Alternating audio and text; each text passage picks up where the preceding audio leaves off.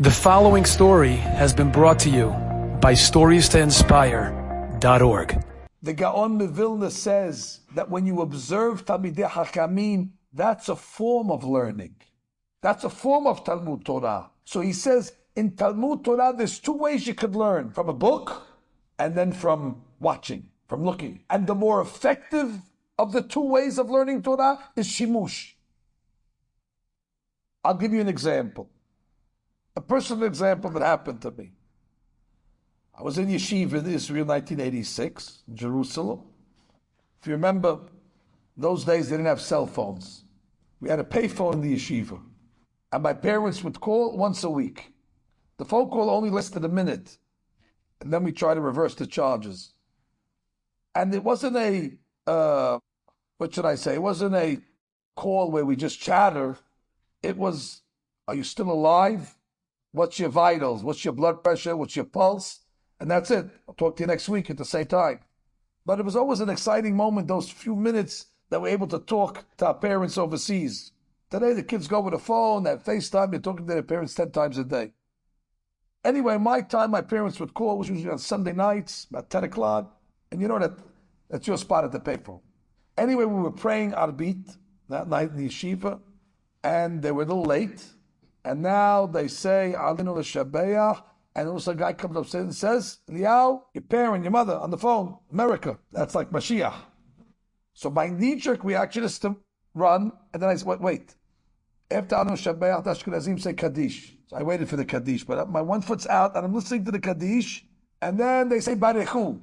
Barechu, and I answer, Baruch Hashem, and then I run. And I speak to my parents, and send more money, and whatever it is. And that's it.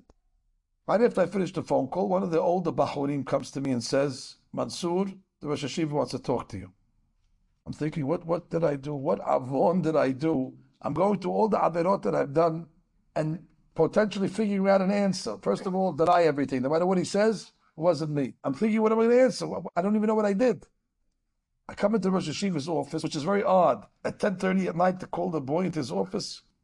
And he looks at me, and I wasn't even looking at him because I was so embarrassed. He says, Mansour, what do you know about Barechu that I don't know? I lifted my eyes up. I said, I don't know anything about Barechu. And he said, you must know something. I was watching you. You got a call from the States. Most kids would just run downstairs, but you waited to answer Barechu. Tell me the secret that you know. I don't let you leave until you explain to me what you know about Barechu that forced you to remain even when the call from America was pulling you and attracting you. So I looked at the Rosh Hashiva and I said, I'm sorry to disappoint you. I never read anything about Barechu. I cannot tell you any facts about it. I don't know its spiritual level components, but I can tell you one thing. When I was in 8th grade, we had a minyan in the school. And there was a big rabbi, Hacham Baruch ben Hayim, was the Alav Shalom, my rabbi. He was in charge of the minyan. We were 13 years old. And it was at the end of the prayers. And me and my friends were talking. And I guess there was a Kaddish that took place. I don't remember it. And I guess there was a Barechu. But I was talking right through it. Hacham Baruch Alav Shalom turned to the dean. His name was Rabbi Greenis, Alav Shalom. And he says to him, not talking to me, Moshe, Mansour just lost $1 million. And Rabbi Greenis answers, at least $1 million. And then they walk away. Yeah. I said, what are they talking about? What are they talking about? $1 million? More than $1 million? And then the rabbi comes to me and says, must be what you were talking to your friend is worth more than $1 million because you gave up a barechu that's worth $1 million. So must be that conversation had great value. On that day, I learned the value of the barechu. Not from a book, but from the reaction of my rabbi. We learn a lot from shimush.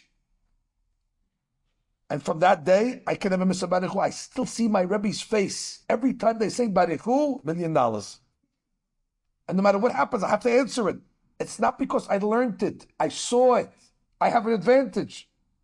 That's called shimush Talmidei Hachamim. I was once in Morocco, and I saw the daughter of the Baba Sali.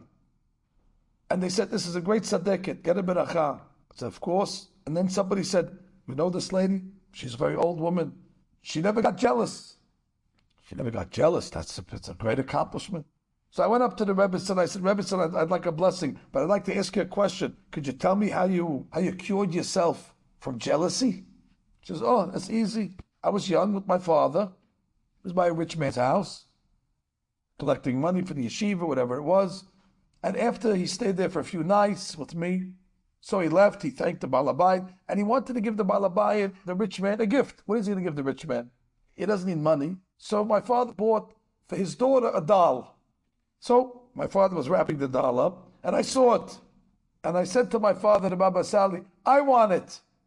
My father looked at me. His eyes were bulging out of his face. His cheeks turned beet red. And on top of his lungs, he says, Kin'ah, jealousy, as if I was about to eat cyanide.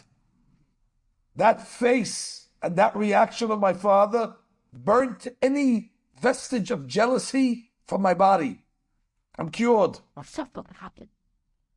And I said, it's amazing, because I read the Mishnah Pirkei Avot, Hakin motzi et ha'adam min ha'olam. I mean, that's intimidating. It's serious business.